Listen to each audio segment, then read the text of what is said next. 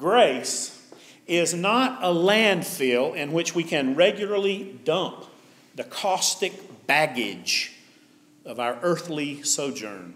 Everybody has baggage. Everybody has baggage that hurts. What's happened to us, what we've done to others, the circumstances of our lives, our choices and the choices that have been forced upon us creates baggage that is pain. And grace is not a landfill for just dumping all that pain and getting rid of it. Nor is it an excuse to ignore the consequences of having unclaimed freight. That is, of setting aside and hiding all that baggage in a closet somewhere and saying, oh, we don't have baggage. We're traveling light and free. No, grace isn't that either. It's not pretending that we don't have baggage.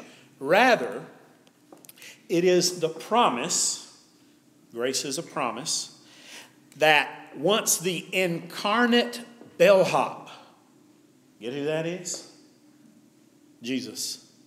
The incarnate one, who is the bellhop because he carries our luggage for us and keeps us from losing it. The incarnate bellhop, once he has helped deliver all of our luggage, and it doesn't matter whether it's a neatly matched set of luggage with all one little pattern that all clips together and rolls through the airport with just the push of a finger, or whether it's a menagerie of frayed duffel bags and complimentary satchels and Walmart bags and big plastic buckets that we can hardly drag through the airport. Doesn't matter what our baggage is, once that bellhop, that Christ, has delivered all of our luggage, he will help us carefully unpack each fragile and frightening item in our baggage.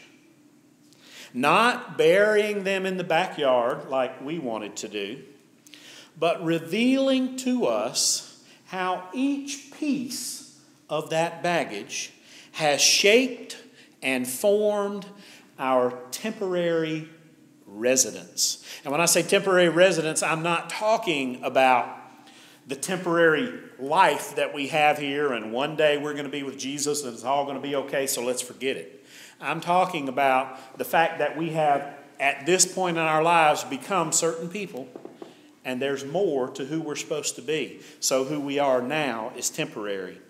And beyond this safe and complete unpacking, we are shown, and here's a really churched up word, two salvific realities. Two realities that are connected to our deliverance, our salvation, if you will.